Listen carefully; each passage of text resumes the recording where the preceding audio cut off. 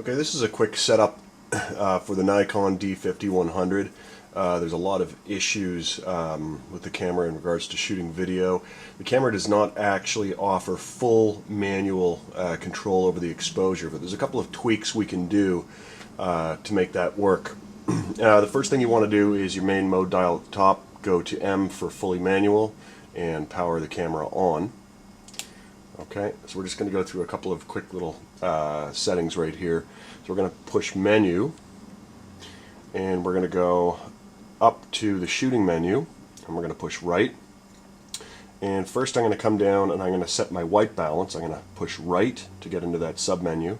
And right now I'm on cloudy, but I want to go up to incandescent. That's what you want to use if you're using the 650 watt lighting kit from the school. So I'm going to go ahead and push OK. Alright, so that's set. I'm just going to scroll through a couple of these settings right here. Okay, movie settings is towards the bottom of the list. We're going to go ahead and we're going to select that. And under movie quality, currently we're set for half HD or 720p at 24 frames. So I'm going to push right to open up that menu, and we want to shoot our interviews at 30 frames per second at full HD, which is right at the top. So I'm going to scroll right up to 1920 by 1080, 30 frames per second, high quality. I'm going to push OK. So now that's set. I'm going to go to the left to get out of that menu, and I'm going to scroll further up to ISO sensitivity settings. I would say for your purposes, a good starting mark for your ISO should probably be 400. So I'm going to go down and I'm going to select 400. You might have to go a little bit higher than that if need be.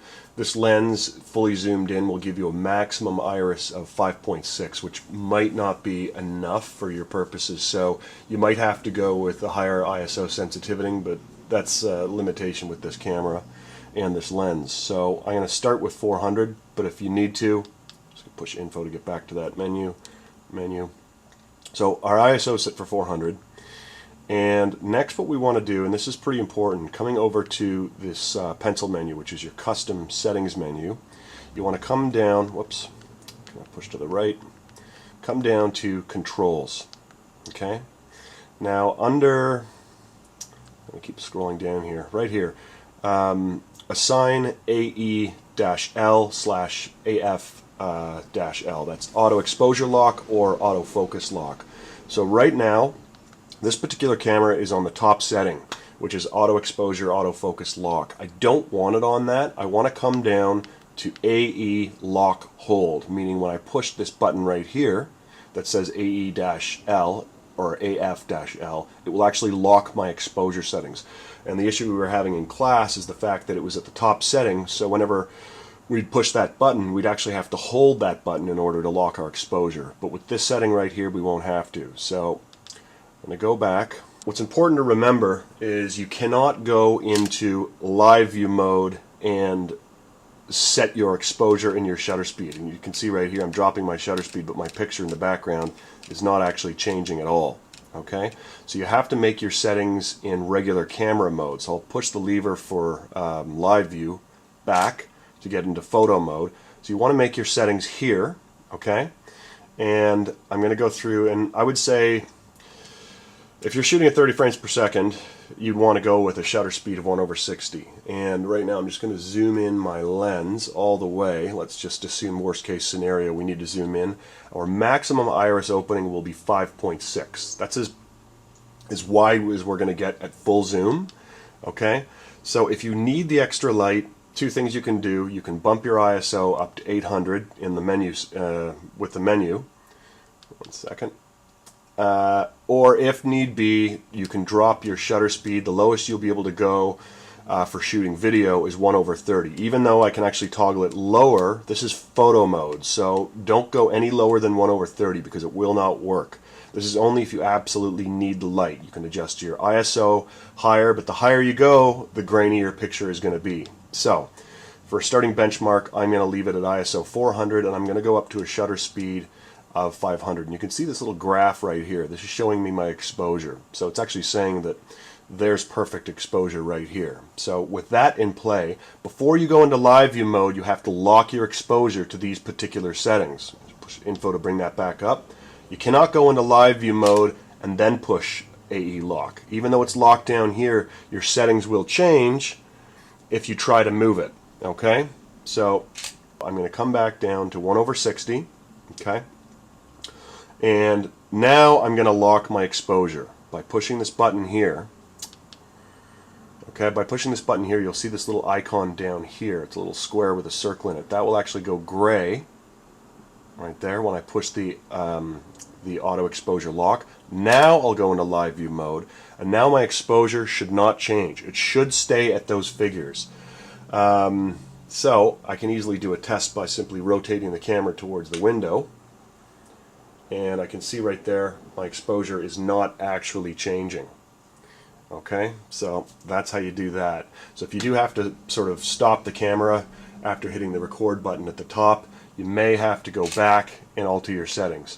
Now if you find that your image is too dark, you're going to have to go back in and you're going to have to alter your settings manually. It's the only way to do it with this particular model camera. It's a serious setback for this model. If you have a Canon EOS or a Rebel series, I would suggest using that.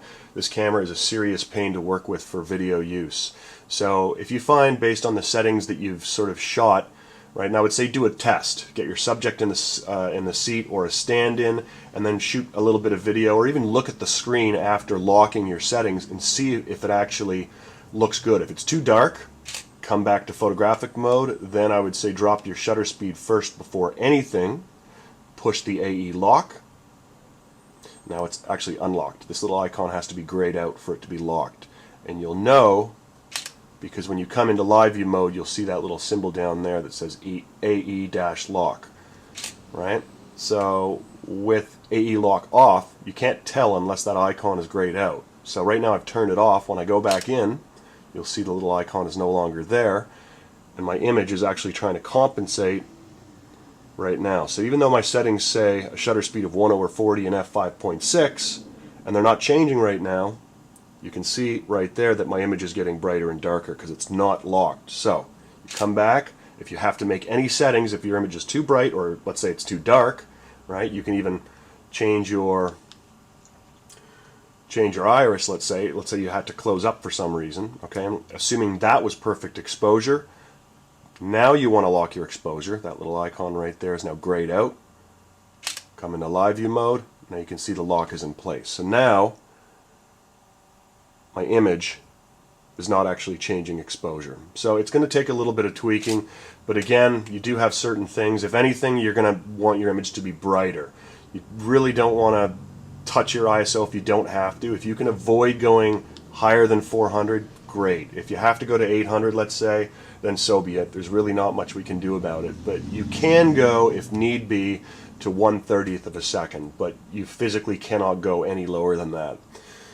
So hopefully that helps you guys. If you have any questions, just pop me an email.